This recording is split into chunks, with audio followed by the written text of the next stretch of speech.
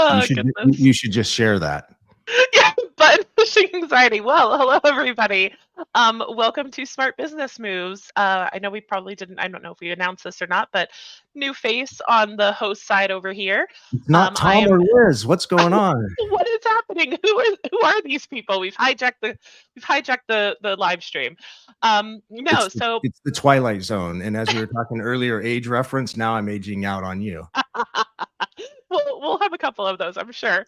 So my name is Aja. I am a member of the MaidCentral team. I work closely with Tom. I've also worked closely with Liz over the years, and I'm here with Jonathan to talk about a lot of things, but particularly about using AI technology for hiring, some tech data around um, cleaning professionals, and just a lot of stuff around culture, data, psychology, and kind of how all of this works together. So, welcome to the live stream, Jonathan. It's very great to meet you. Thank you. It's good to meet you as well. And I enjoyed our little pre-conversation. So I'm looking forward to the next period of time together. Yeah, I think we're gonna have a great time. I think we have very similar interests. This is gonna be awesome. So, I guess tell me a little bit of kind of how you started in some of this, and where your interest in this kind of data comes from. Yeah, so I've always been fascinated by human performance and what causes people to be uniquely qualified for a job or a profession, what creates passion in them and skill in the work they do. And I actually got started in business right out of high school. I sort of have a soft spot for the cleaning industry, which is why I wanted to be on this podcast, particularly because my first business was a commercial cleaning company. And I later sold that and went on into tech businesses and then really developed a love for data and how can data inform some of the decisions that we're making. And so the current company that I am the CEO of is Perception Predict. And it's a company I came across 3 years ago at a conference. I was actually speaking about sales because I wrote a book called The Sales Boss. It's about building sales teams, and it went on to be an international bestseller. And so I've been in, the grind of how do you actually build a sales team that's sustainable, and always Mhm. a big believer in assessment technologies. And so I came across Perception Predict. It was started by a gal that grew up in Taiwan, literally in a rice paddy, no running water, no electricity.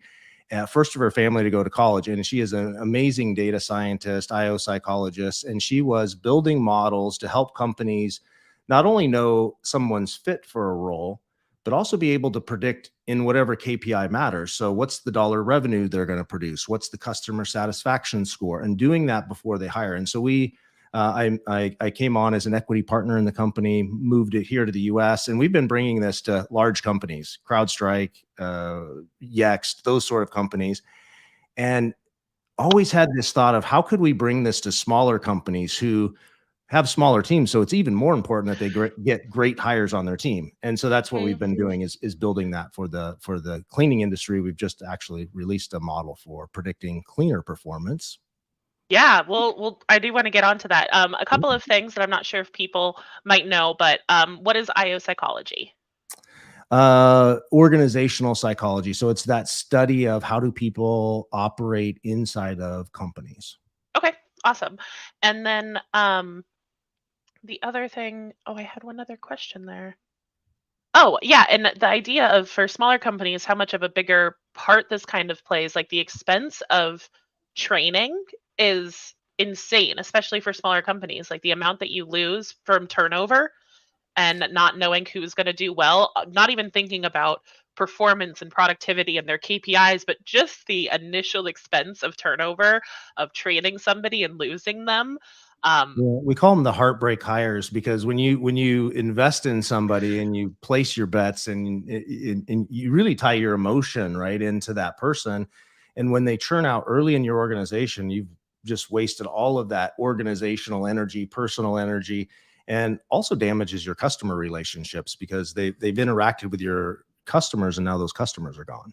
Exactly. Yeah, no, that's great. So I guess let's jump into some of the juicy bits. Tell me a little bit about the data that you've kind of been using for around, or that you guys got around cleaning professionals. Yeah, so I'll tell you a little bit about our process. So there's for many years been online assessments. You've probably taken assessments that tell you if you're introverted or extroverted. so on. And so that's not really a new science. But what we've done is we've looked into all of the research around what can you measure reliably in humans, and we've developed about 500 unique traits that we can measure in humans. And so you might think of That's a those lot of as unique traits. you might think of those things like efficacy, continuous learning, hope, hurry, impulse control, job Okay. adaptability, job burnout, those sort of things. And so the position we take when we go into studying a particular role is that we don't really know which of those things lead to performance or lead to somebody burning out. Yeah. And so we get a group of participants to come together and do a research study. So we just did this in the cleaning industry, and we took a number of companies with hundreds of cleaning technicians, and we asked them to take an online assessment. And so we looked at about 80 psychographic measures, things like I just mentioned.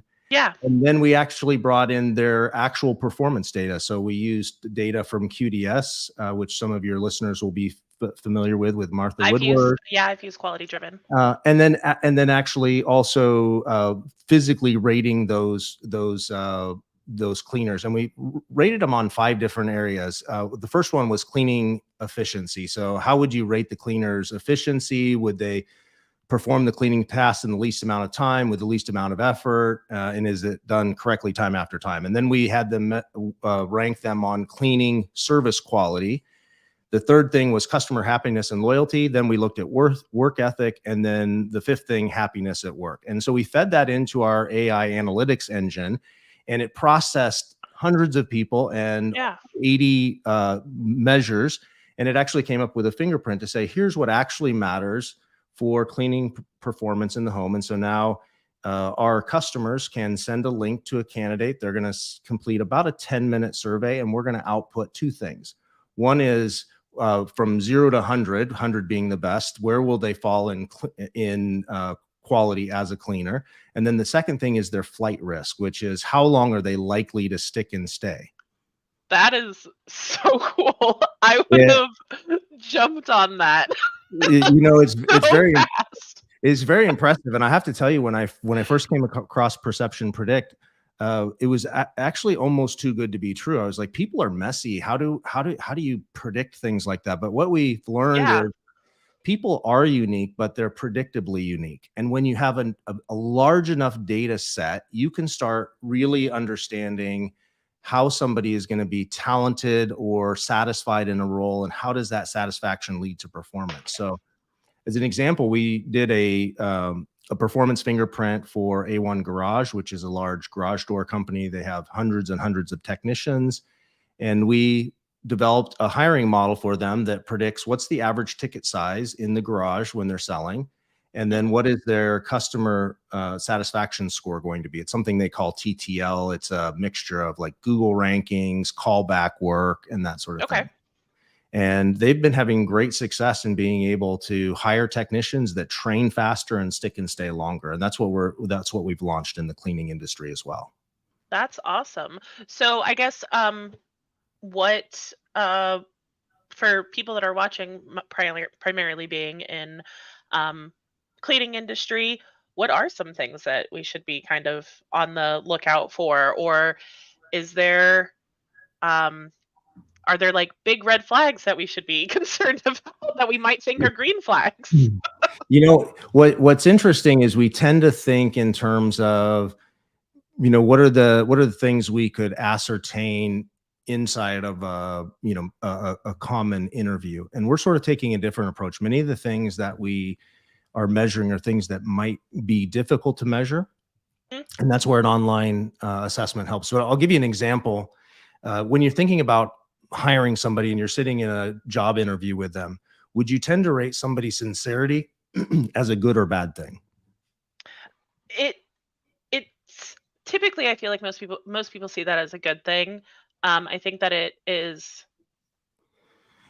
it's typically seen as a good thing, particularly in cleaning industry. You want to see somebody who's sincere, that is going to be caring and want to be helpful and whatnot. You hear it all the time that like if they care enough, we can teach them anything, or we can get them to, we can get them to believe in anything, kind of thing. So yeah, typically that's really like our human nature is when especially when somebody's sitting in front of us, they're more likable when we see them as sincere, right? Hmm. Because they're being transparent and honest with us. But after we analyzed the data for home cleaners in particular, we found a negative correlation between the amount of sincerity and how long they would stay in the job. Meaning the Yeah. more sincere they are, the faster they burn out of your organization. And that's an interesting insight because it's sort of counterintuitive to how you might rate somebody just in a physical interview. Hmm. And when you think about how does sincerity impact a home cleaner in a negative way, you've been in home cleaning, right?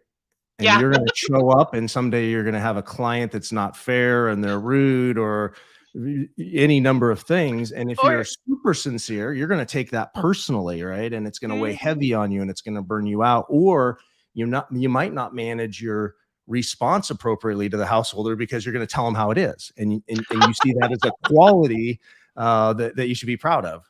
So Yeah.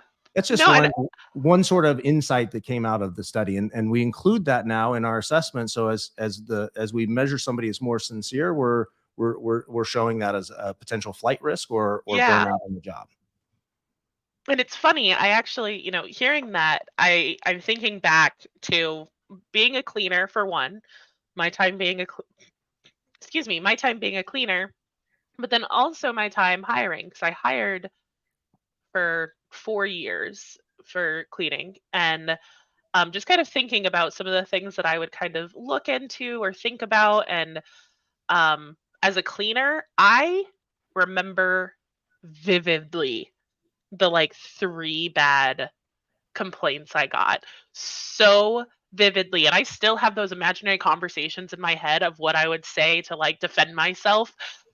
They were such small things. And it was 6 years ago, 7 years ago, but I still remember absolutely vividly Yeah, how much and that bothered me. And well, at least you got out of the home and into the roles that you're in now. yeah, exactly.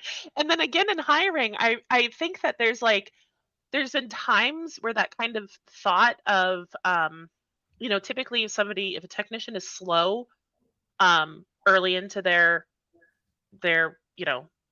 job position, slower in homes, our normal response was, oh, they just care so much. Like they just care so much. They're trying to make sure that they don't miss anything. And that's why they're taking longer, is because they care more or whatever. And um that ends up biting a little bit because yes, that is tends to be part of their motivation for going slower, but then they take it so negatively that they need to be faster. Like that almost pushes some of that burnout. And I just remember so many times technicians coming back and saying, "Oh, they made me have to go faster and they just didn't care about the quality of it." And it was just because they cared so much about it that the idea of going faster, even with the same level of quality and care, wasn't something that they could really connect for themselves. So I feel like that makes a lot of sense to me actually. Yeah, that's an interesting insight.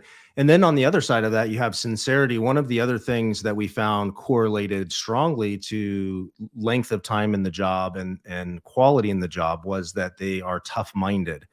And tough-minded from a psychographic meaning is that they tend to take a critical approach when they evaluate others, and they don't tolerate mistakes and are more inclined to voice or express their disapproval. Interesting. Okay. And we suspect that that's because the willingness to be tough-minded and critical of others allows them to be self-critical as well and hold themselves to a higher standard. Okay.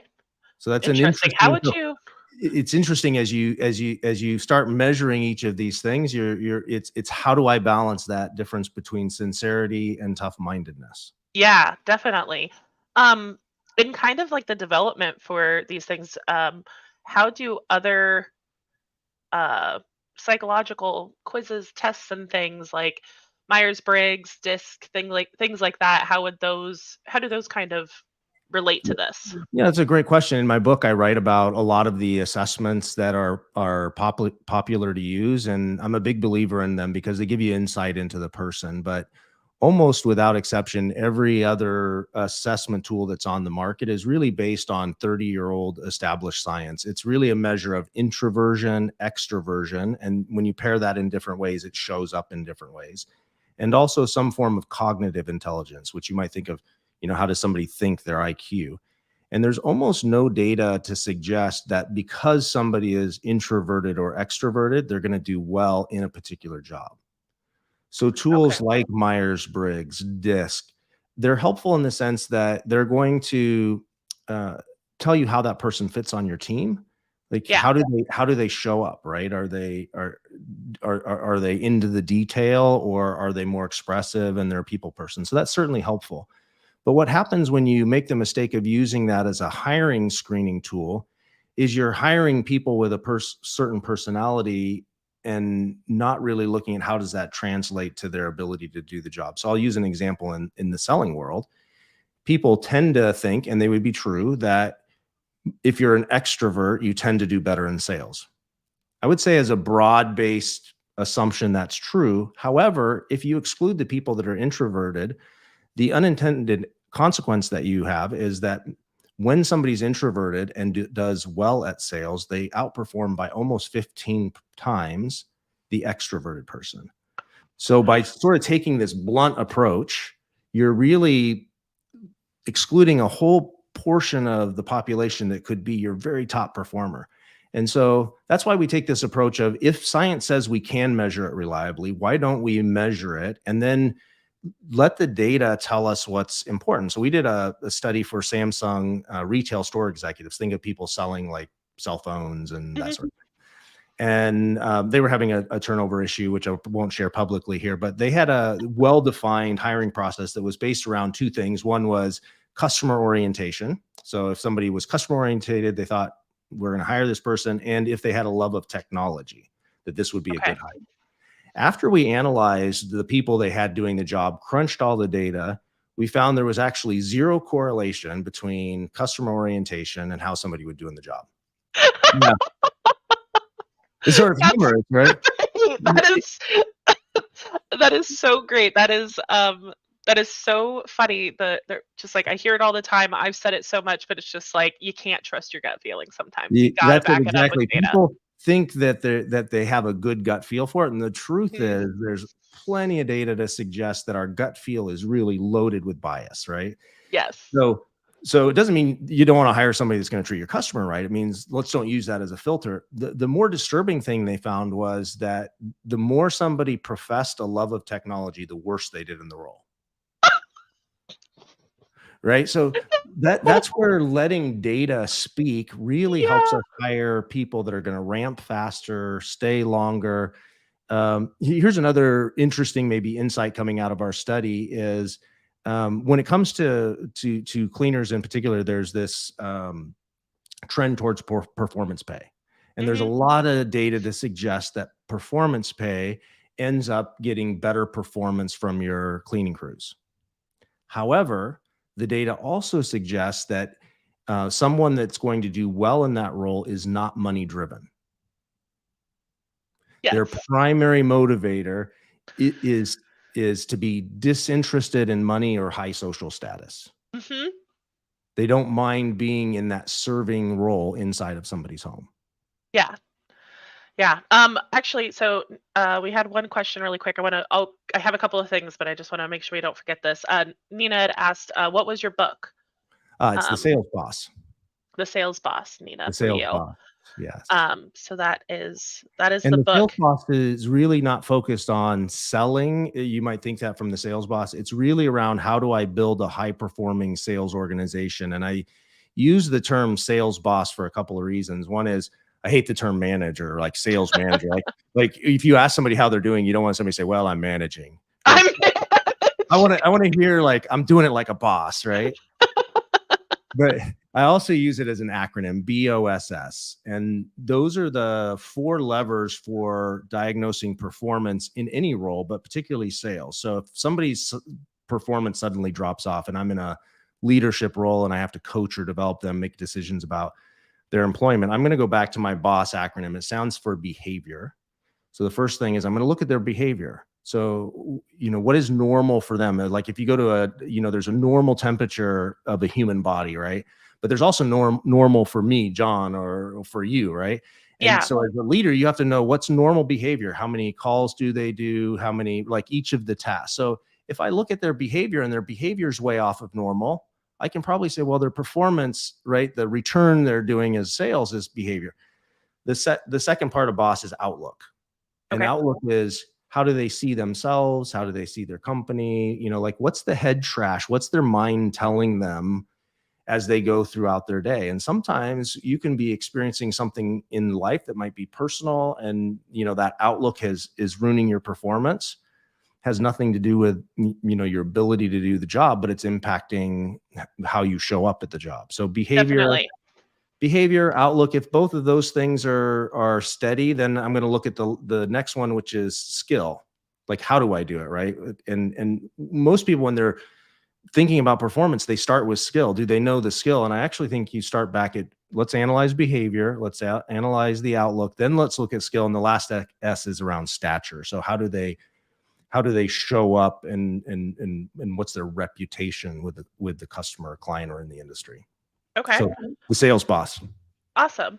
Yeah, and one little follow-up there. You'd mentioned the introvert performing at a higher performance level than the extrovert. Something that I guess I have in my head is that um, as an introvert, um, that I can sell really well, and I have a very amazing sales track record, but wow, does it drain me? Um, and that I think is where that kind of extrovert introvert kind of line like comes from, at least in my head. Is that like not that I can't do it, it's just that I get so drained by it. Yeah, I think about that like a rubber band, right? Hmm. Here's what's natural and comfortable, and this is uncomfortable. And just like a rubber band, if you stretch that really wide, you can do it, but eventually you Hmm. get tired, right? And if you get too tired or stretch too far, eventually you snap, It right? snaps. That's never good on the job, or especially with a customer. And that's sort of where behavioral styles do come into play. Like, is it more natural for me? So as an example, some people can get up on a platform and speak to thousands of people, and they get down and they're ready to go out and light the town on fire because they're energized. And another person is like, put me in a hotel room, give me a pillow and a glass of wine, and I'm going to sleep it off for a week. Yeah. So Every time. that's where personality sort of profiles come in, but it doesn't change being able to predict the skill level at which you can do it. And so what we've done is we're taking a platform called whohire.com, and that's going to be our product for the SMB market, as opposed to the enterprise clients that we've been doing at Perception.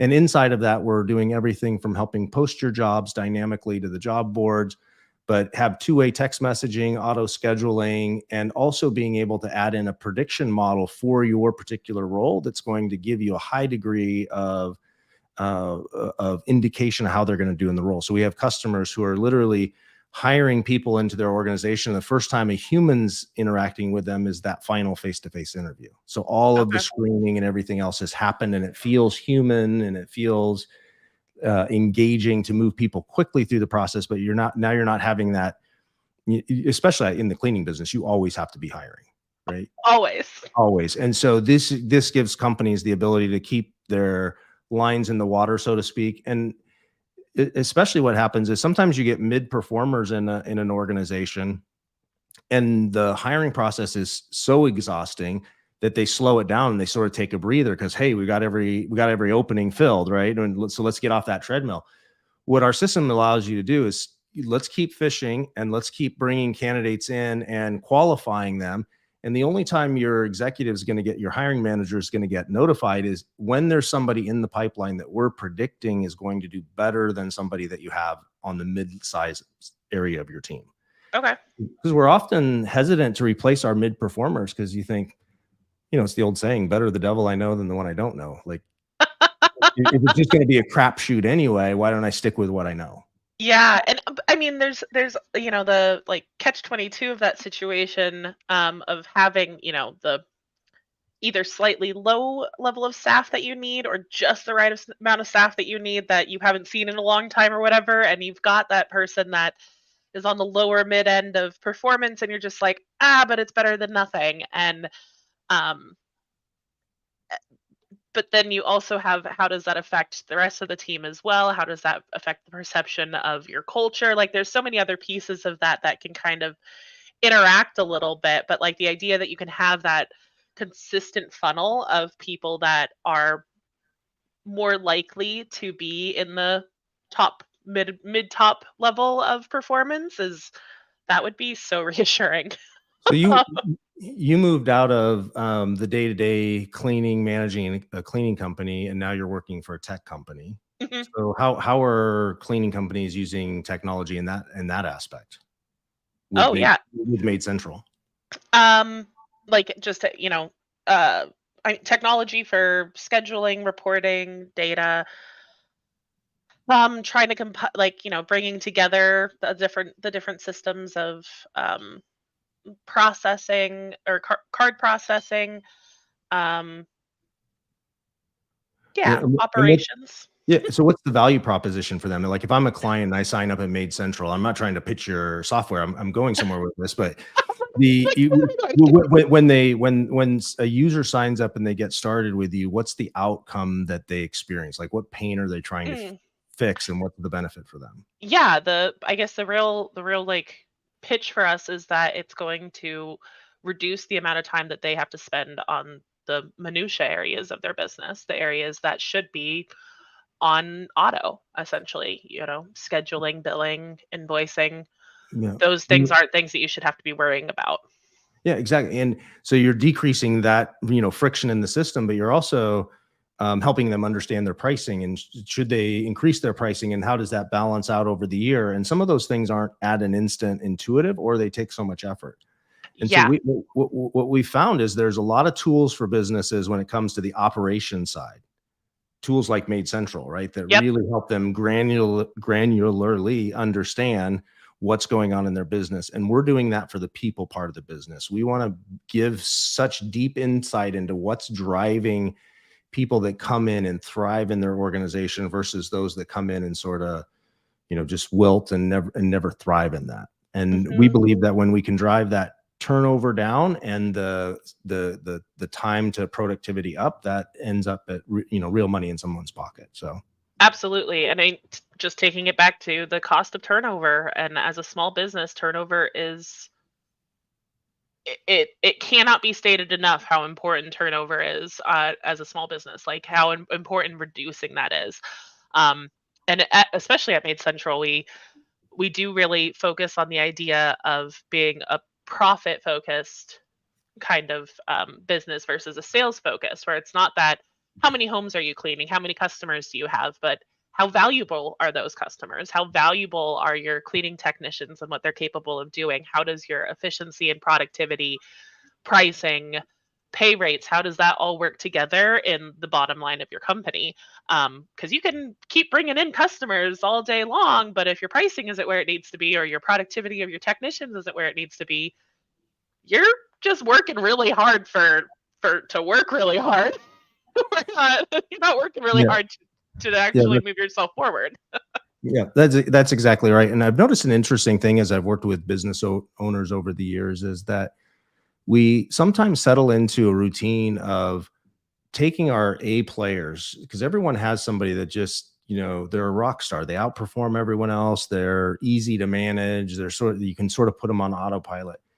But business owners, they tend to almost treat that as a unicorn or as an anomaly. Like I couldn't ever hire somebody like them, right? And then they have this sort of middle performers that and they drive their data off all of their middle performers. And what we want to propose is this radical idea that your unicorns should make up the widest portion of your business. It should actually be rare that you're getting somebody into your business that can't thrive. One of the things that I write about in my book, and I talk about 5 truths about humans, right? Yeah. What cause them. And one truth about humans and performance is that the only reasons that matter are their reasons, right? Why they're doing. And I believe somebody will stick and stay in an organization as long as they believe they can still do their best work for you. As soon as they start thinking that they're not growing, they can't do their best work, then they start looking elsewhere. And then it becomes about, what's my drive time? What's my pay rate on this? And when then it just becomes transactional. But when they believe you're the home where they can still grow and do their best work, they're going to stick with you. That's actually super interesting, especially coming like, full circling that to the idea that most of the people that are good at being a cleaning professional and enjoy it aren't typically driven by money. That idea that their major driving force is not financial. I mean, it helps for sure, and having that keyword of livable wage or whatever is obviously part of that, bottom layer of needs, but it's not necessarily the And one driving force thing, yeah, for and one that. thing that happens in the trades quite often, and especially in home cleaning, is that your best cleaners oftentimes go out and start their own companies, right? Because they see, okay, I think I can do this. I've got clients already. It'd be easy to go out on my own. And it's actually a fear of a lot of business owners, right? What if I train Oh, somebody up? huge. I give them access to a lot of the tools in our organization. All of a sudden, I'm competing with them. That's one of the things that in our prediction model we're looking at when we think about tenure and flight risk is this somebody who's so entrepreneurial driven that they will go out and start their own thing, or are they somebody that thrives in being in a team environment and being a follower and on the team? And so for our hiring managers and our companies using our platform, they're always able to, you might have somebody with a high flight risk because they're very entrepreneurial, but they're also predicted to have really high performance. And so you can sort of, decide, is this somebody I want to invest my time and training and energy in, or should I be looking at other candidates? Yeah, that's huge because the idea of training somebody to be your competition is probably one of the biggest fears I hear about from um other operators and owners and stuff like that. It's just that idea of, oh my gosh, I've given them access to our training, our materials, our customers, things like that, and what's to stop them from doing the same thing that we're doing here. um and it's funny because, yeah, I don't see the people that are good that I've seen in the past that are really good cleaning professionals as the people that would want to start their own business or have done that successfully even. If um we go back to the thought we were talking about earlier of having A players and not treating them as an anomaly, mhm. there's this also a truth. I've learned there's only one value of writing a book is you can quote yourself. So I'm gonna in my book I say things are only good or bad by comparison. And what I mean is like every human has developed their sense of what great is by things they've experienced. So I remember when I got my first car, it was a piece of junk. And every time I rented a car, I was so excited because, to be in a Geo This is so Metro from Hertz nice. was like great, and it was quiet, and it had great, suspension. And as you go through life, you're like, I hate renting a car now because they're just not going to measure up. But you have to realize with your employees are in that range as well. Like, how did they get their sense of what great is? And if you're building an organization where you have really high performers who have, a goal for themselves and a mission in life, people are going to come into that and stretch their own sense of what great is. It's good or bad Okay. by comparison. So if you put somebody in a group of mid performers, they'll quickly just become a mid performer. Yes. It's sort of like I don't know if you're a tennis player, but if you play tennis against somebody that's great, and you lose most of the matches, you actually become a better tennis player. But as soon as you're playing with somebody of equal skill or less skill, you sort of slack off, you get lazy, you don't want to work that hard, and all of a sudden your own game's going down. Yeah. And I think as a business owner, what I would be encouraging people to do is always looking at your team and saying, how do I upskill and make sure that I'm hiring somebody that's going to compete with the best that I already have? Because that's going to pull the entire team forward. Yeah, somebody who I think about this, most of the cleaning services have like a quality score, minimum quality score to retain employment or whatever, and they'll set it at like 96%, 95, 94%, whatever that might be. And it's very interesting to see the technicians that think that that is unattainable, and like how how quickly that thought can spread like wildfire through a group. And suddenly that KPI goal that hadn't been an issue for so long is suddenly this wildly unattainable expectation, And the because of company's being unreasonable. and you're being so unreasonable to expect that, and it just took, one person to really pull that idea down. um yeah, it totally makes sense. Groupthink is a major major thing. Also, I just the tennis reference was funny to me. I definitely do not play tennis, but I play a lot of video games. I'm a very big video game player, and I've been recently playing with two extremely good people in one of my favorite video games, and they carry me so well in the games that we play together. But I have gotten so much better by playing with them, by having them on my team. It's been a lot of years since I've played video games, but my sons were playing a video game of farming, right? Yeah, Like the farming planting and simulator doing that. thing So was. I'm just, since you're in the video game world, is there a video game for cleaning? Like, you go around and you dust really quick and you So vacuum, or is it? there's a couple of things similar to that, because I do get a lot of satisfaction of like before and after stuff, hence why I became a cleaner in the first place. There's nothing necessarily fully about cleaning. They have pieces that are cleaning related, but there is one that I see way too much of that is about like a doctor's office, and it's like a dermatologist office where they're like fixing skin and cleaning skin and stuff like that. So I know that there's that. I haven't seen an actual cleaning one yet, but I'm sure there's one out there. I'm surprised that I wouldn't see it because the cleaning algorithm in all of my social media is very strong. What's the game of choice? For me right now, it's Overwatch. That's my go-to game right now. It's a pretty fun one. So, but yeah, I just thought that was interesting. That just by being with people that are higher skill levels than me, I've learned so much about it. I'm able to be a much better player than I was previously, and I feel like you can see that in any area that you have, people working on the same goals, I guess. Yeah, makes sense. So I guess tell me a little bit more about, so you've done all this data for cleaning services, cleaning professionals. You're launching this platform for hiring. Um, how? Yeah, so the platform for hiring already exists. It's out there. You can go to whohire.com right now and sign up. And what we're doing is we're integrating that prediction model in there. So if you're a cleaning company, you would just reach out and say, "I'd love to use the cleaning module," and we'll implement that in your system for you. What other modules do you guys? Is this just the first one for the small business management, or do you have other ones for small business management? No, we're doing sort of industry by industry. So Okay. HVAC, plumbing, air conditioning, painting, exterior cleaning, Christmas lights. So we'll eventually get through all of them. Landscaping. So one by one, we're doing all of those industries.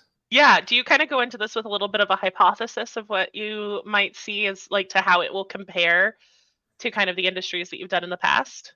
I think there's always natural curiosity. What Mhm. what what tends to drive me is, what's the finding that's going to come out that's going to be completely shocking. Like Mm. there's some things that sort of make sense. So as an example, in the cleaning fingerprint, being organized and neat is a high predictor of success in the role. That sort of makes sense.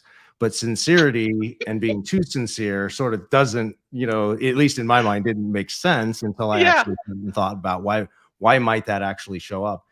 And even more fascinating to me is when the data suggests that something is true, like this trait is going to lead to poorer performance or higher performance. When it doesn't make sense, is the ability to trust that the why doesn't really matter. It just matters that it is true, and Interesting. having the confidence to just trust it. So, as an example, Oh. with the retail store associates having customer orientation not being a predictor, it's sort of like, Yeah. why is that true? But why? Yeah. Yeah, so my curiosity, like I want to unwrap, but the reality is probably any of the things I would come up with it just doesn't matter. Yeah. I mean, What it matters doesn't, is that it's true. Yeah. but man, the curiosity in me, the need to know why in me would just I would be trying so many things to figure out if I could figure out the why behind some of those, because I mean, I love Well, data and I love understanding how things relate to each other and how you can get predictable outcomes based off of, what you have now and what actions you're taking now. But the idea to do that on the personal side, the psychology side of predictable outcomes of how a person interacts with the world around them or believes in the world around them or themselves, um, that why is still like it's almost like that ethereal concept that we're never going to be able to fully grasp. It's just the idea of psychology in its own right is never fully defined. It can never be fully defined. So you're right. It doesn't matter. But man, I want to know. what happens is people get what I call their hero trait. So if they think somebody needs grit, then they're going to Mm, over-index on, boy, this person's gritty, right? It's almost like saying if they played college athletics or high school athletics, they're going to be a great employee, which is not necessarily true. So people overemphasize on the thing that they personally, you know, put value in. And which is why we, rather than producing a score saying this person is fair and genuine, organized and neat, hardy and committed, not money driven, humble, focused, whatever, we actually just return a score, because we don't want the hiring manager to over index on any of them, because it isn't any of those by themselves that makes the difference. It's how they complement each it's other yeah. in the person. It's almost like, if you sit down at a restaurant and you eat an excellent meal, the individual ingredients don't matter. It would, the salt by itself wouldn't make a great You're like, I'm lasagna. just looking for a dish with salt in it. That's it. Yeah. But you might over index on it because you like salt. What you really want is, how do all those ingredients come together in the right amounts, the right measure, so that that it has the intended effect on our taste buds and we find it pleasing. It's a similar thing with an employee. We want all those ingredients to come together in exactly the right mix so that they can enter our organization and thrive. That's really cool. So they get a score back that says, they're is it out of 100 or out of It's 10? it's 1 to 100. So Okay. anything really above, say, 80% is going to be a really high fit, and we return three recommendations. One is proceed quickly. They're the best bet candidate. The Get other them is now. and you might move faster for those. Certainly, if you have a lot of people coming into your pipeline, you're going to prioritize your day by the highest fit. And then the mid tier candidates is going to be to look closer, right? So you proceed slowly. It doesn't mean you're going to rule them out, but you may spend more time in the interview process. You may make sure, right, that you really validate all of the other things that go into the decision. And then we have what we would think of as no fit, what internally we call a liability hire. Now I've said that externally, but the It's person been that, recorded now. yeah, it's recorded, it'll be everywhere.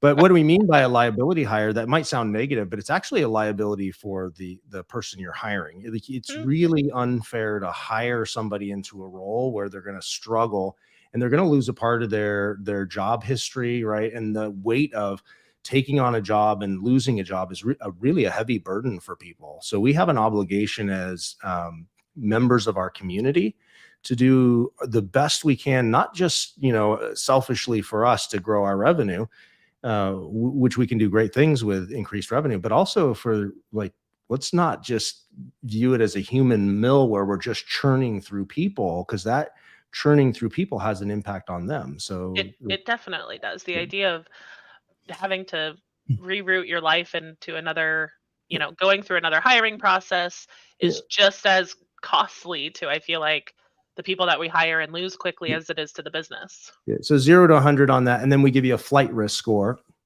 which is also a 0 to 100. It's a percent.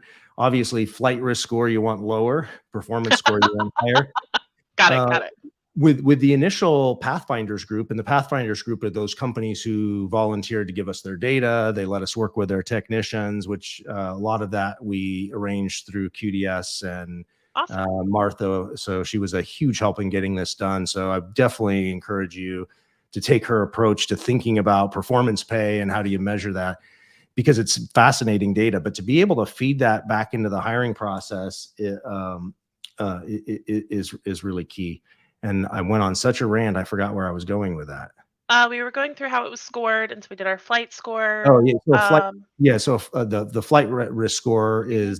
is just going to be a percentage-based score, Okay, that's for really cool. And so they get both of those scores. I actually I forgot this question. You'd mentioned the unicorn earlier and how you can use this to find more unicorns essentially, or that your unicorn should be your standard and not um your one in a million silver unicorn that you found or whatever.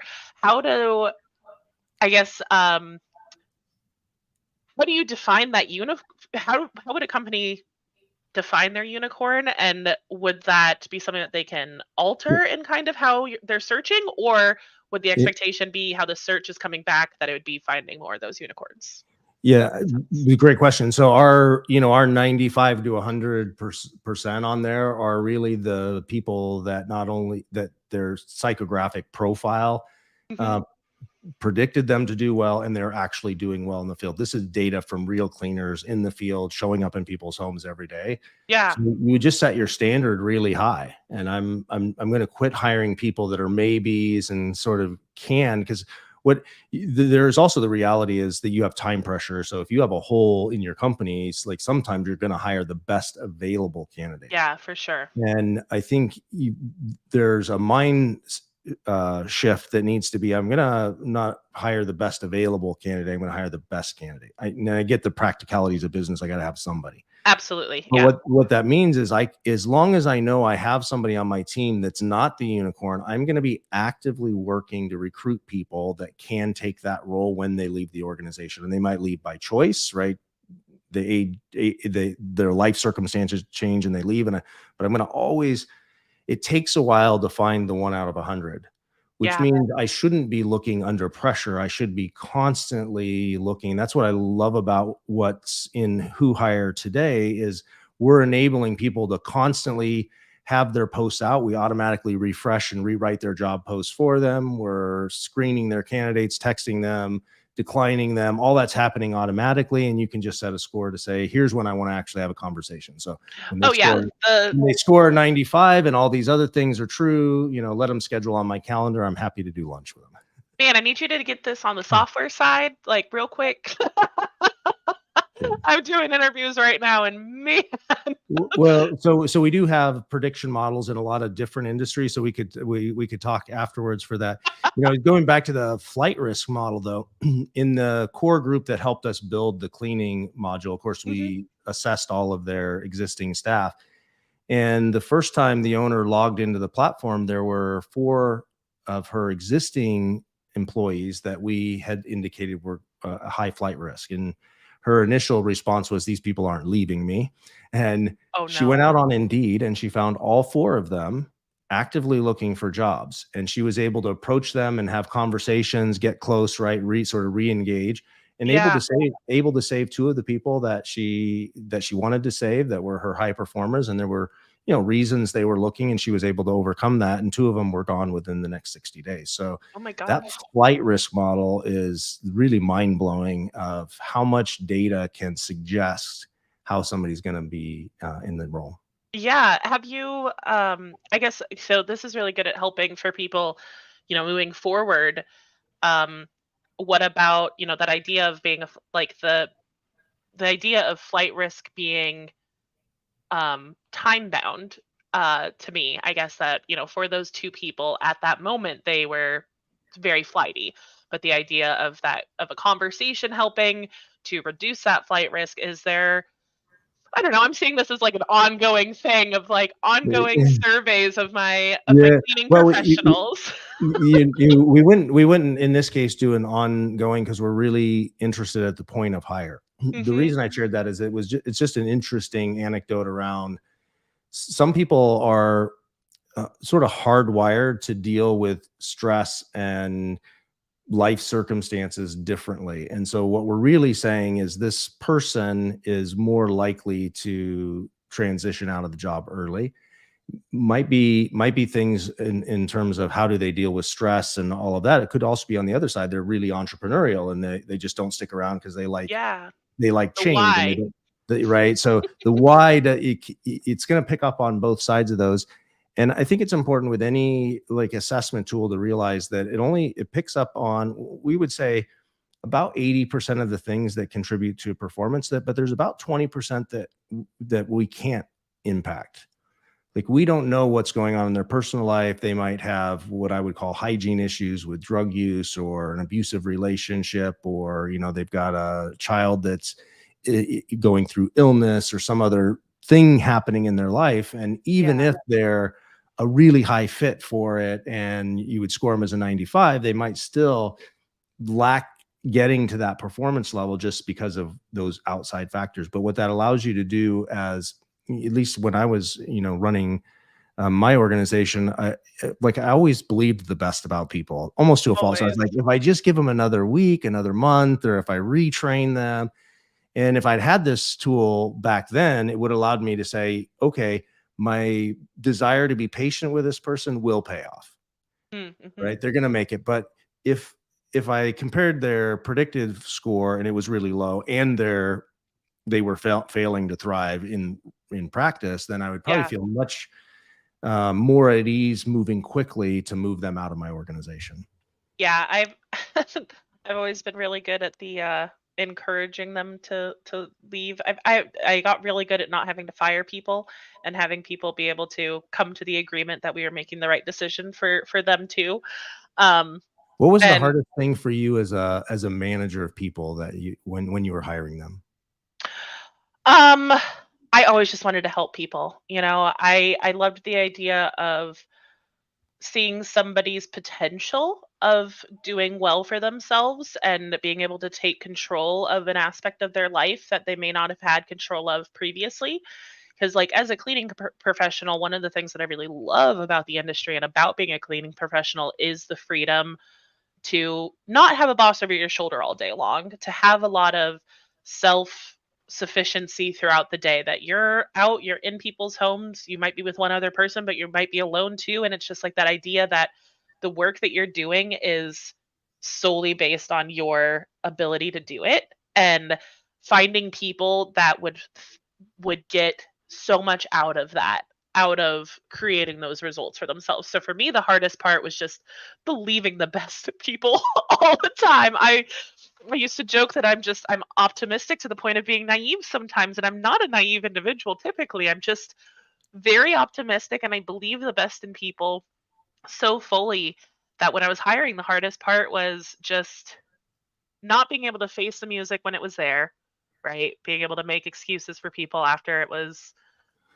fairly clear that that was not going to work out really well. I think we're similar in that regard. So I developed a habit over time of being in business, is when I hire somebody, I have a conversation with them up front and I say, look, I am completely in love with your potential for this role. I believe you're going to do great at it. And I'm going to really like you. Like, there's no Yeah. question, right? But I also have performance pay.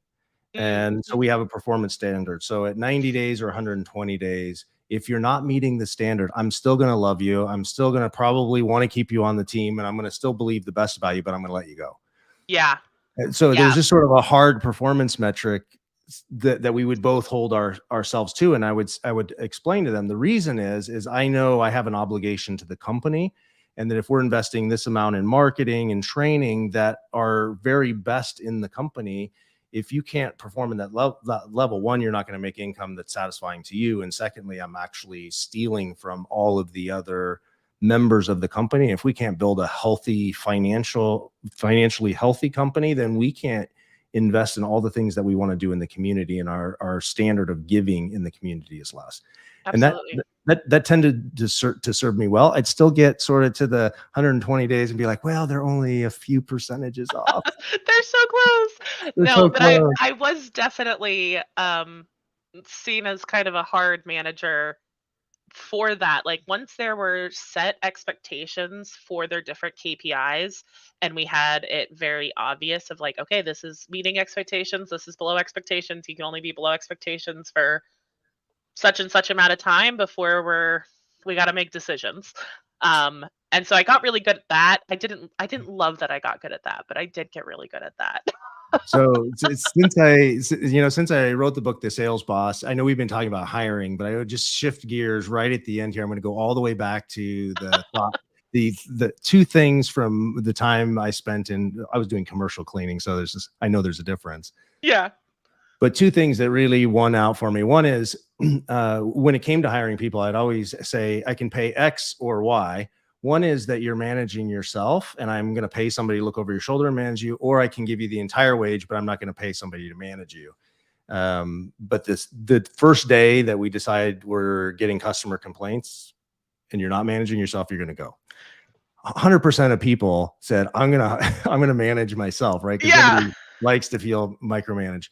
So that tended to work really well. And I really focused on people's whose life situation made working for me as a cleaner important. So a lot of times it might be a mother who needed to be home with her kids during the day. And so being able to come in during that late evening hour while they were in bed was really important to her. It might be a young person putting themselves through college or some other thing, and matching that lifestyle need with the hours and pay that we could offer was important.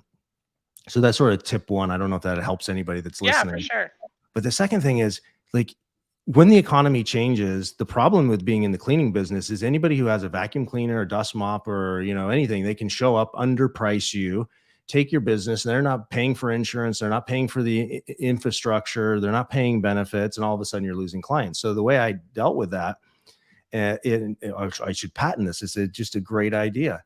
I'm going to pat myself on the shoulder, but There we go. I would go into an organization. Let's say it's a doctor's office, and I'm bidding a quote. I always made sure my bid was outrageous. Like, I would have to be at least, I would say 40-50% above the next highest bid they got. Okay. And most people think I'm going to bid as inexpensively as possible. But when I got my follow-up meeting and asked them why I didn't win the bid, it was always like, well, or The even price. before they were like, well, it's the price. And I said, well, you gave me a list of things that you needed to have done. And we had the discussion that the reason we were having the conversation is because the person wasn't doing all those things. I only have two people, or Mhm. two costs. It's the chemicals that I'm using and it's the people. Mm. So which do you want me to use less of? Because I'm committed to doing 100%. And of course they would say, well, I don't want you to do any of them. So they would agree to the higher price, which wouldn't by itself, protect my business, because times are going to get bad. They're going to cut.